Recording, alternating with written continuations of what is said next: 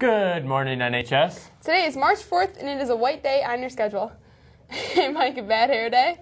No, I was actually plugging in the light, and I got electrocuted. Oh, really? Yeah. Ow! Today for lunch we are having spaghetti and meatballs, dinner rolls, garden salad with tomatoes, fruit, and low-fat milk.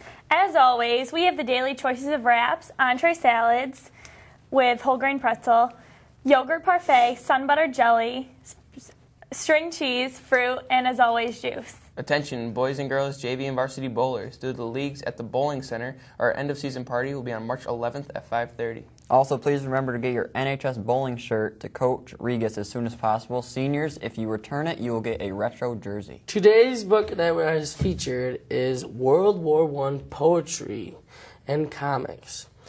20 poems from World War I's trench poets are interpreted in comics from the 20 of today's leading cartoonists. This book is rated 5 stars on Amazon.